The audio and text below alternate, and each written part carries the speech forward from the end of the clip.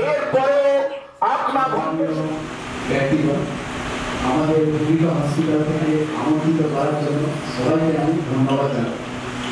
আমাদের একটাই লক্ষ্য যে আমরা পেশেন্টকে ভালো দেখতে পাই, ভালোভাবে থাকুক, সেটাই হচ্ছে আমাদের লক্ষ্য, ভূমিকার লক্ষ্য। তাই ভূমিকার লক্ষ্য সেই হিসেবে আমরা কাজ করে যাচ্ছি।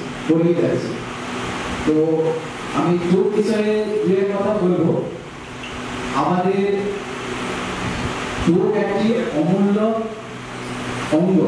তো আমরা চাইব চোখের যত্ন সবসময় নিতে।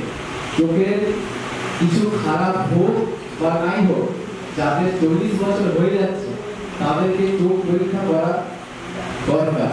এবং যাদের ডায়াবেটিস, সুগার বা ব্লাড প্রেশার যাদের বেশি আছে, তারা তো অবশ্যই তাদের চোখের রেটিনা টেস্ট করা দরকার এবং তাদের ছানি পড়েছে কিনা সেটা চেক করানো দরকার। এবং যাদের চোখের চশমা লাগছে তারা কিন্তু চশমা ব্যবহার করা দরকার।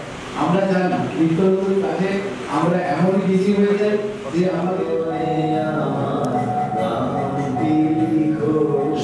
চলেছে সম্পূর্ণ বিনামূল্য চক্ষু, যার ব্যবস্থাপনায় জলেশ্বর ভূমিকা। গোবরা অঞ্চল কি চমক দিলেন? দেখুন, গোবরা গ্রাম পঞ্চায়েত সবসময় চমক দেখানোর জন্য ব্যস্ত।